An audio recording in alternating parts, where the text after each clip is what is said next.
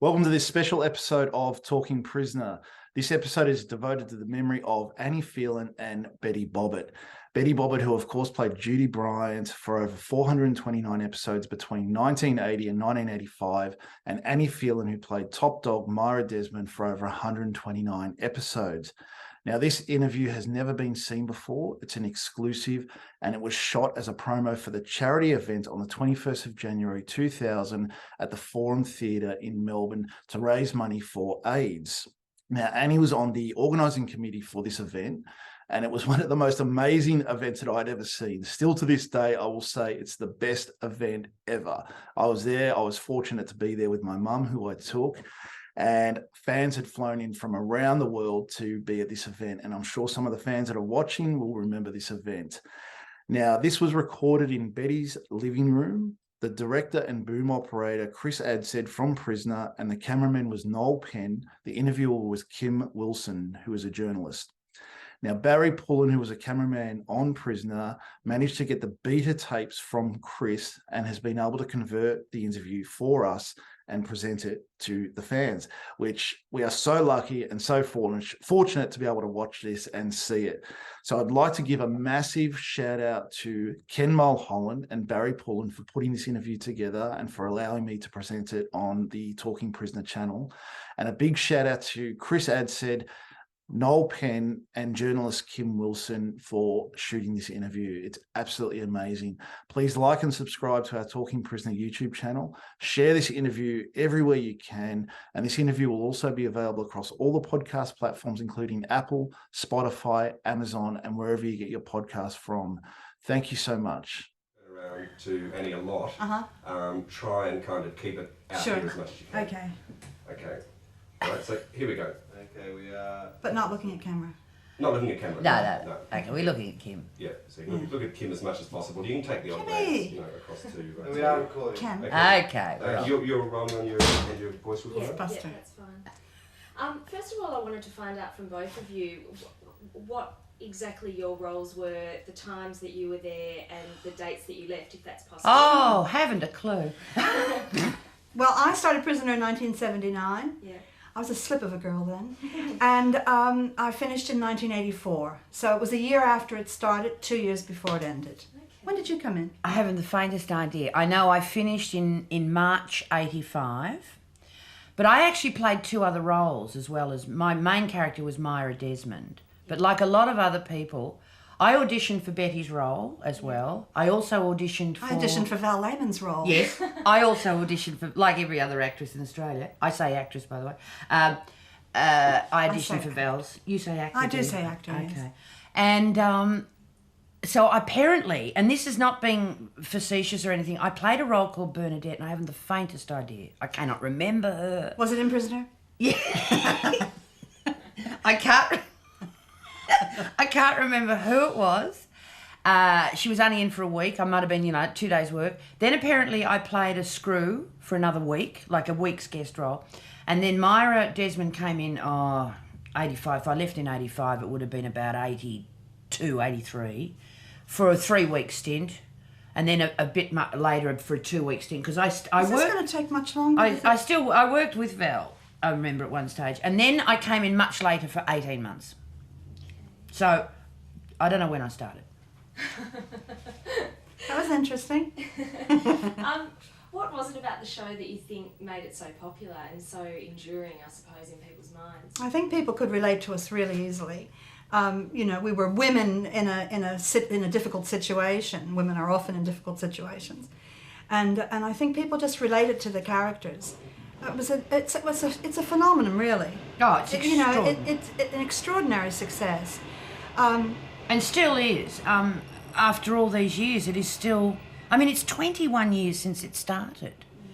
And both you and Lisa, your photographer, know it, but you weren't born, or you don't look like you were born when it started. She looks like she was born to me, I'm telling you that right now. But my eldest son, once when it was being shown at night, he used to just have it on and pay no attention to it at all. And he brought home a girl this night. I don't know her name. And they began to make out, as they say in my day, and they began to make out, and suddenly he heard my voice in the room saying, "What do you think's going on here then?" He never turned the television on again. So he thought I was watching him. I find that story very amusing. I did too. Sorry. Yeah, it was, and also too, I think it wasn't glamorous. I think people could actually relate, because you had people weren't cast for their looks; they were cast for their acting ability, which was terrific. And I certainly Carrie Armstrong and Peter Potato, they were cast for their looks, weren't they? Oh, but there's a photo of Kerry Armstrong in that article looking like two penneth of shit. Oh. She did not. She looked beautiful. There, I'll show you that photo. It's all right, no, Kerry, she won't mind me saying that. She will mind you saying that. But they were the young pretties, but it wasn't once they became prisoners, there was no makeup involved. You know what I'm saying? But also, I think too, strong actors. You know, it does make a difference. I think every actress in Australia, I said actress for your sake, thank you, Annie. I think every actress in Australia has been through prisoner one way or another. And those that haven't are really pissed off about it. I was in Genevieve Peake. I went, I think I'm the only person that wasn't in prisoner, and someone said, oh, I think I was too. So that's certainly two, but they do, yeah. Well, that was one of the things I was going to raise with you, is it was that sort of a place where, you know, the top sort of actresses did move through, you know, a lot of them started some their fabulous careers ones there, or, you know, it was amazing. Oh, yeah, it was just going through the cast list for the organisation of this of this reunion and charity event, and we've got to get all of that in. It's extraordinary. You forget, like, you know, Sigrid Thornton, Kerry Armstrong, Monica Morn, Sandy Gore, fantastic. You know, some of Australia's top actors, female and male. There's a hell of a lot of male actors. What's ever happened to Jerry Maguire? I really like Jerry Maguire, to my knowledge, is back in Sydney. Oh, hi, Jerry. If he won't see this. He didn't. He hasn't Jerry. sent his thing back yet. And when you're going through the cast list, as I've been for months now for the reunion, it's actually approximately 6 men to every woman. Really? Yeah. Yeah, more men. Much more men, but the men were guesties, or they came in, they were like the magistrate or the judge. They didn't sleep with us, you know. They didn't know. Not The women in were any the sense of the word. They weren't in the show. There were some love interests. I think Val Lehman once had a bit of a... you know. Oh, I did. I had stand up in the closet. I had sex with Les Damon. Did you? I actually had sex. My first ever on-screen sex scenes were in Prisoner. Oh, I kissed Tracy Mann, and caused the Americans to get a little bit upset about it, because I played this lesbian who was very quiet about, you know, her sexuality, and Tracy Mann played a character who was deaf. Oh, she was a gorgeous kid. And so I'm making little sort of snide remarks to her about, you know, how attractive I found her, and she's being deaf. And then one day I think she's encouraging me, so I give her a real, you know, what do they call them when you give someone a real on the lips? And it was fun. We had a ball with it, you know, and the Americans who had just bought the series went, oh, I don't think so. We don't have girls kissing each other, not on our television screens. So we had to take that back, which was even more interesting. So it was fairly groundbreaking, really. It was, when you think about it. When you think now, some of the stuff we did. When you think what Carol did when she was first in, you know, the series, Carol Burns, her character, Frankie Doyle, was an incredible tribute to her and to the producers for allowing, you know, that kind of lesbian to be represented. It was good. Yeah, it was great. It was great. It was very Australian in many ways. Why do you think that it managed to get the success overseas that it did?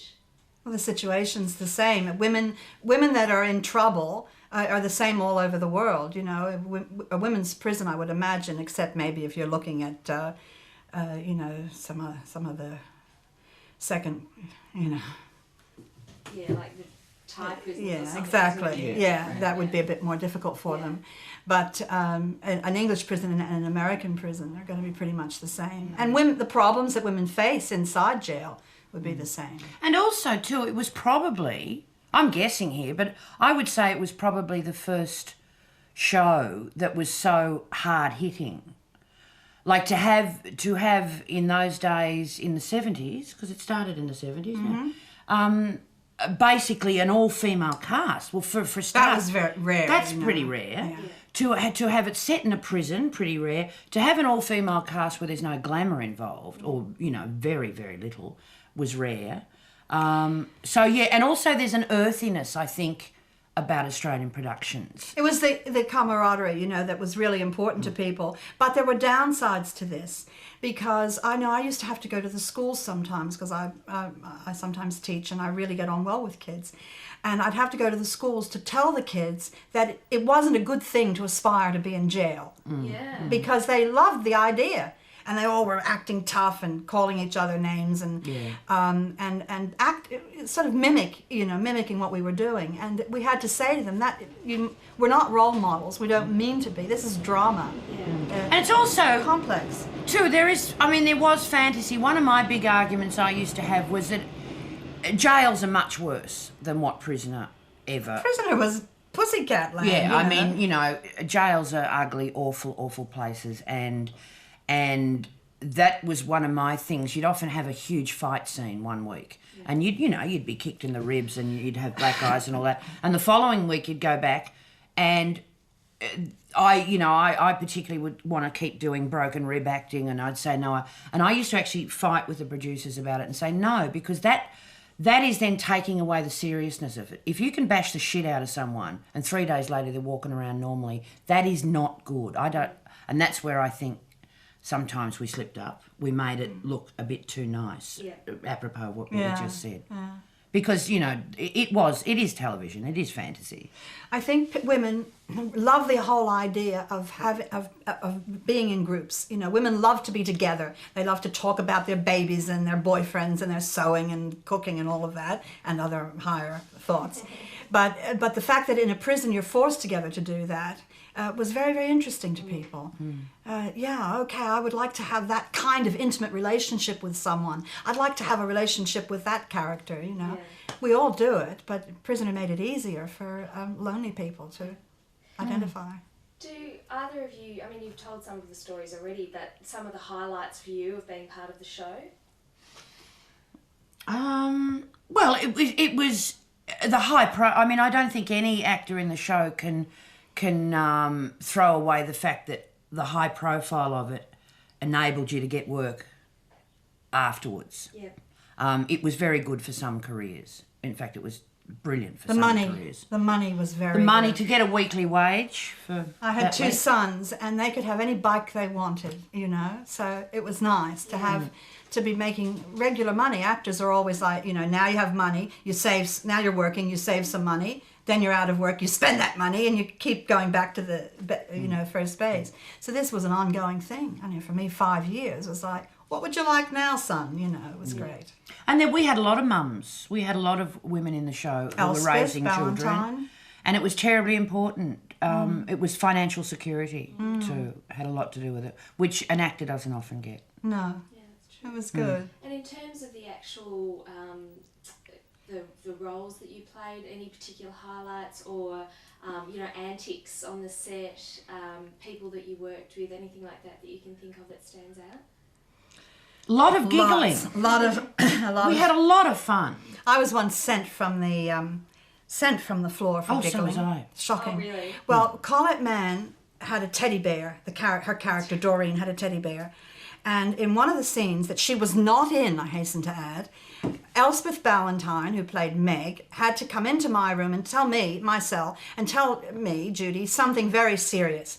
But after she was to see me, she was going to go to Colette and deliver the teddy bear. So she was carrying it when she came into the room. Now, to see Elspeth Ballantyne walk into a cell holding a teddy bear, to say to me something like, you're going to be released in a couple of days, was an impossible situation for both of us. And finally the director said, go outside and sit down and have a little think about, your job. So we were very, very shamefaced. Well, actually, school antics, isn't it? Well, as soon as I saw her, I would go, I was gone, and Elspeth would come into the room laughing. The teddy bear was such a big teddy bear, Well, Elspeth, my giggling was mainly with Elspeth too. I mean, I giggled a lot with other people, but I remember one day with Elspeth, and we had that very, very long corridor, and both of us had to appear at one end and walk towards each other. It was a hugely dramatic piece, and we get to each other, and we only had a line each. Well, the first time we got to each other and burst into hysterical laughter, and it got to a stage where we got further and further apart. And it got to a point where we only had to peek around the corner. And we were both gone. And Ray Lindsay, who was our floor manager, and he's now the floor manager, or they're not called floor managers now, are they, on Neighbours? First on Neighbours. And so he's still out there at the old studios. And he sent us, he said, now, ladies, I think you better go into the green room pull yourselves together. We'll do another scene and, just have a little think about, very naughty schoolgirls. So there was a lot of fun. I remember the fun. I actually have very fond memories of some scenes when Betty's character left because... Well, excuse me, could you rephrase that, please? No, they were... Because Betty and I have been friends for years, and also our characters in the show were great friends. It was nice. Yeah, and Betty's character, when Judy left, it was a double whammy for me because my mate was leaving the series, but also my character's friend was leaving. And they were actually beautifully written scenes. And I do have very fond memories of scenes like that. We had some lovely stuff to do. We had a lovely crew too. Oh, yeah. It was a very happy group of people to the most part, wasn't it? Yeah. We not only were the cast, great, and our guest artists were always terrific people, or mostly always terrific people, but the cast were fun. The crew were fun. Yeah. And and a lot of them are still around. There's actually two in this room. They look so old now. But I'm down at Something in the Air. There's, at the moment, Steve Mann, who actually started as a camera operator on Prisoner, and he then became a director on Prisoner, and he's now out there directing Something in the Air. So you're always running in... Yeah. Sue Masters, who is the drama producer of the ABC, was one of our producers on Prisoner. There's always... You will run into connections to Prisoner. Because it did encompass... Well, it gave so many of us work for such a long time. And people who started out in... For instance, Ros Tataka, who was the producer of Something in the Air, was the production coordinator at one stage on Prisoner. So, it's inevitable when a show goes for that long that you are going to keep running into people, but it's interesting where they've gone. And one of our favourite directors, Chris Adshead, of course, now he just stands around holding microphones. His career's obviously gone right down the drain. He's very cute. He was cuter then. He was cuter then, but what can you do? It's 20 years ago. But he's still cute. And as for Noel, our cameraman, you're missing it. You're missing seeing these guys. But it was... I sensed then that there was a real sense of camaraderie amongst you, was there? Absolutely. Yeah. Do you think that, because, you often hear stories now about, bitchiness and competition and... There was a certain amount of that. There was a certain amount of bitchiness and a certain amount of competition. But that's... Very minor. If you put a group of people together and keep them there for years, there's bound... Like in a family, as in a family, there's going to be problems. And it doesn't matter what business you're in. That's right. But ultimately, we were always there for each other. If there was a problem, we would just, go like that. So there were individual personality conflicts sometimes. And even, I would snap at Annie or Annie would snap at me if... Especially when she gave up smoking. Oh, God, she was shocking. I was shocking. She was... But I gave it up. It nearly ended a few friendships there, but she got through it. I hated giving up smoking. But I did. So. But I think, as Betty said, because I do defend this industry and I get very annoyed with the public perception that it's all about, bitchy gossip, and that's a heap of bullshit. Especially in Australia. Yeah. Because mediocrity, yes. When you get some people who are not very good at their job, you'll always get that. But I find that in any industry.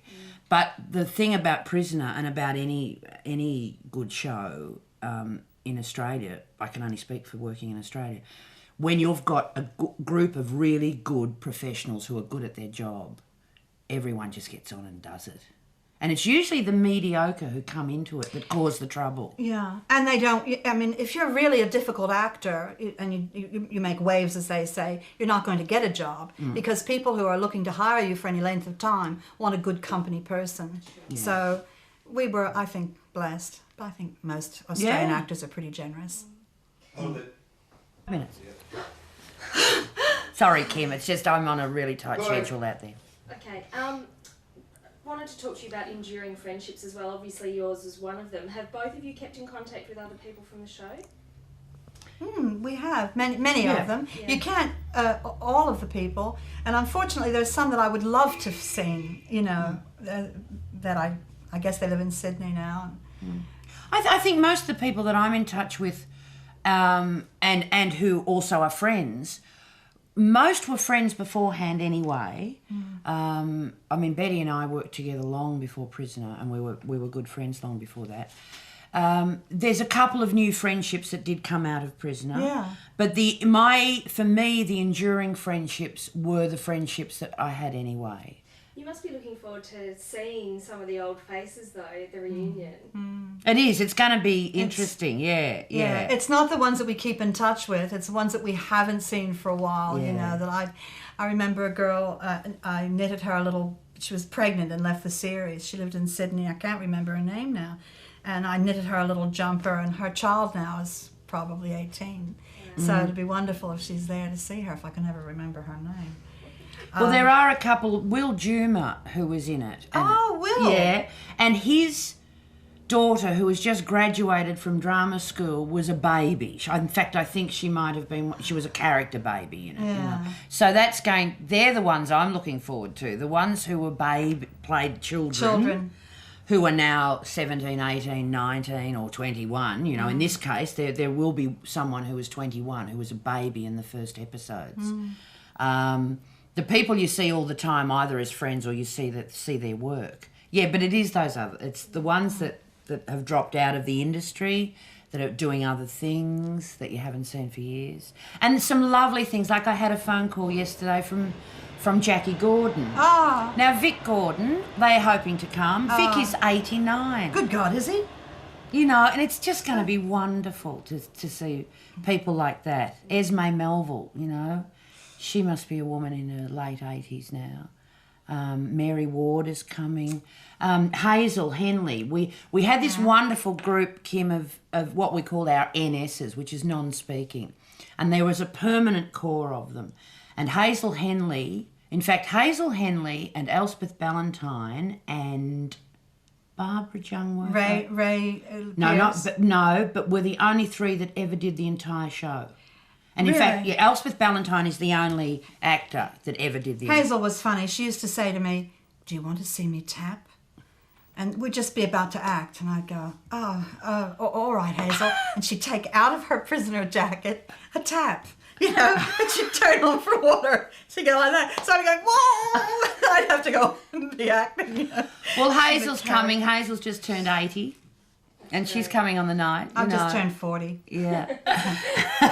So what... This as well, because it is a union-backed charity as well. And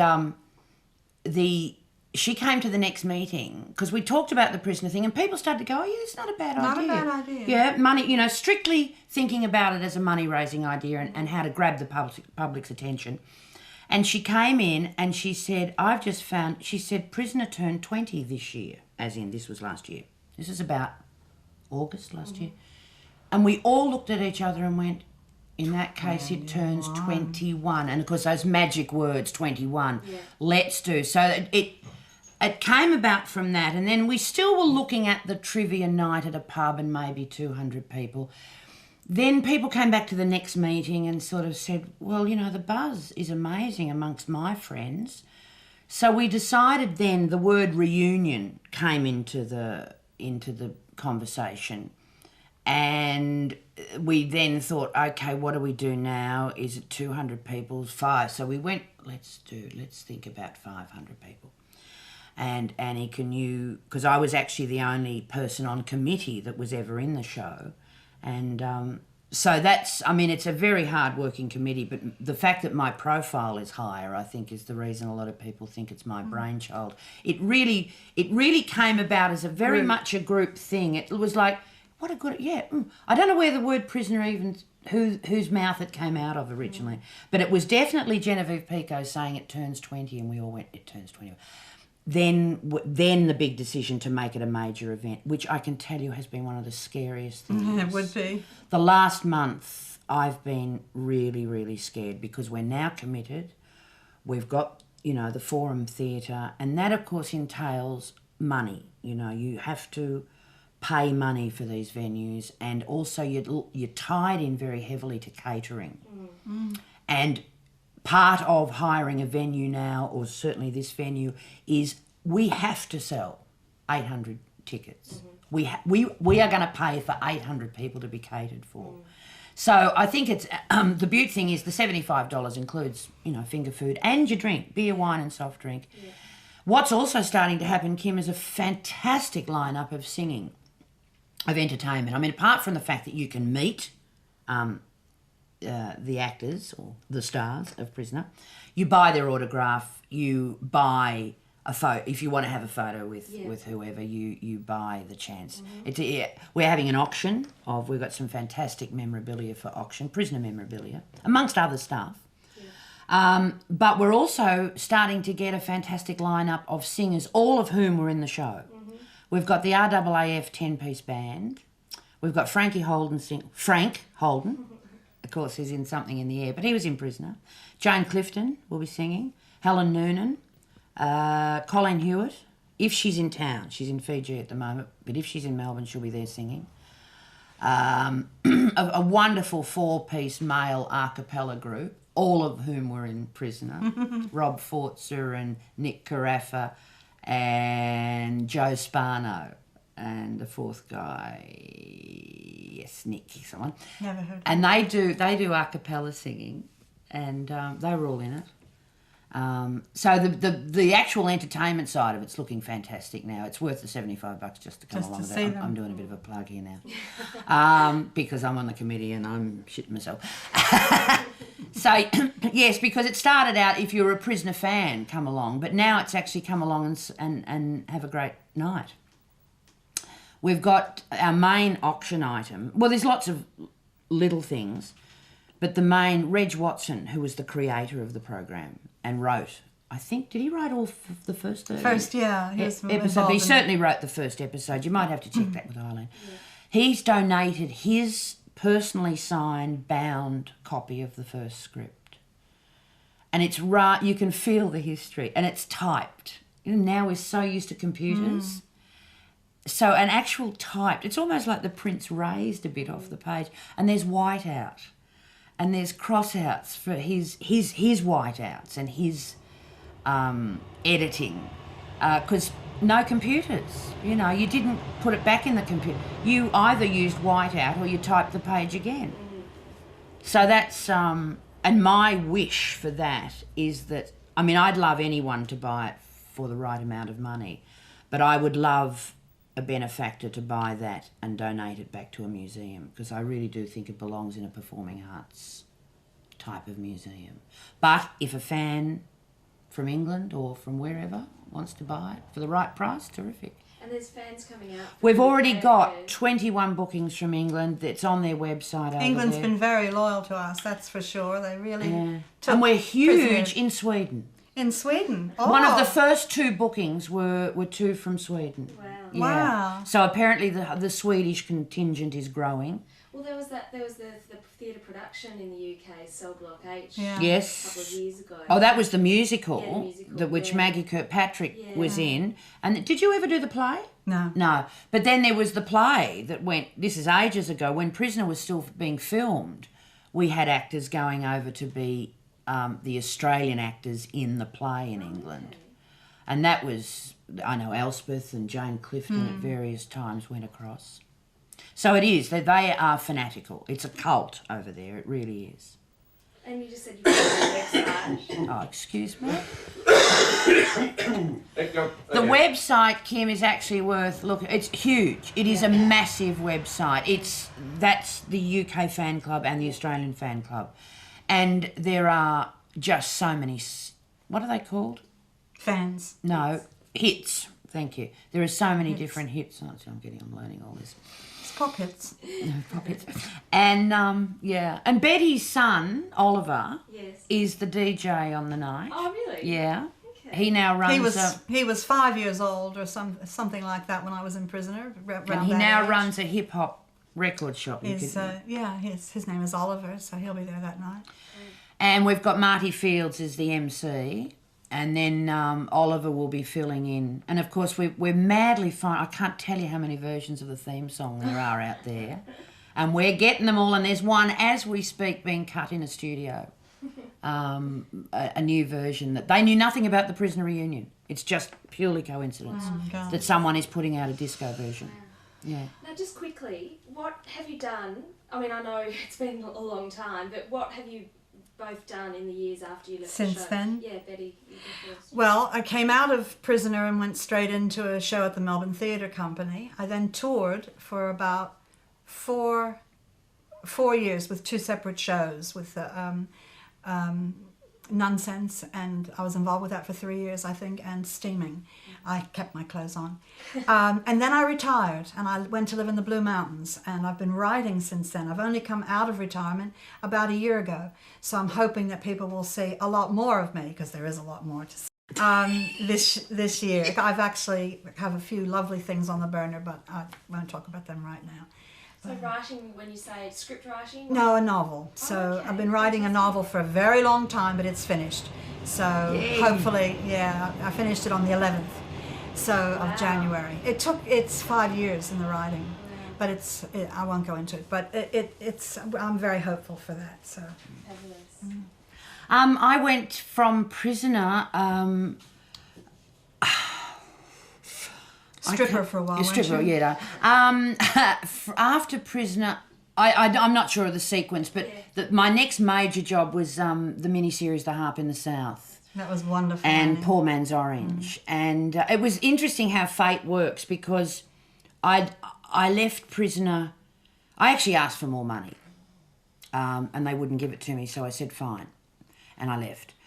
And had they given me more money and I'd stayed, I wouldn't have got Harp in the South and Poor Man's Orange, and perhaps my career would have been a totally different. It's interesting, isn't it? It's interesting how fate steps in and what's meant to happen, or the gods, or whoever you want to call it. And I did a lot of theatre work for the Melbourne Theatre Company. I don't know. I did a thing for Family and Friends for the Channel 9, which got axed. But I'm currently in Something in the Air.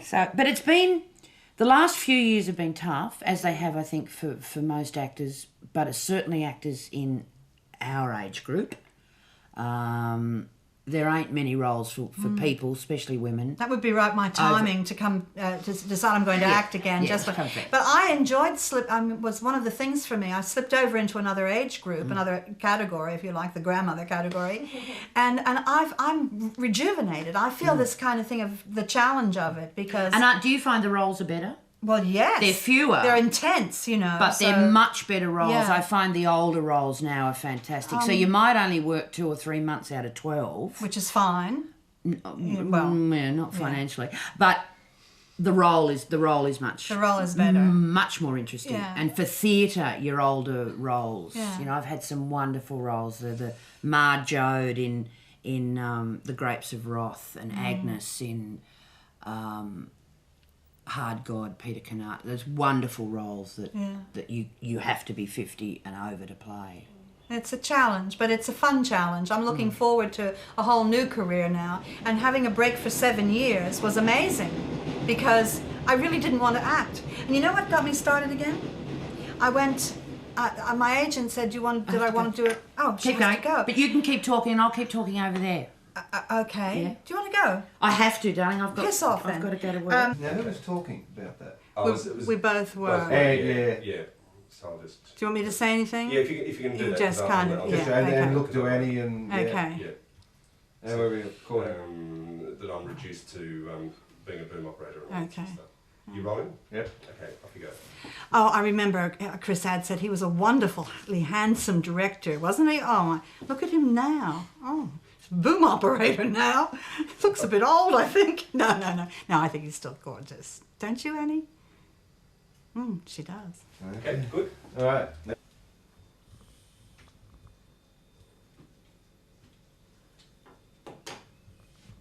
Yeah. Okay, off you go, Kim. First of all, I just wanted to find out what your actual history, individual histories were on the show. Sorry, did we just run that mic a bit closer? Okay. Yes, In fact, I can hold it if you like. I was enjoying that. And just, go for it. I just wanted to find out what your individual histories were on the show, what roles you played, how long you were on the show for, and when you finished.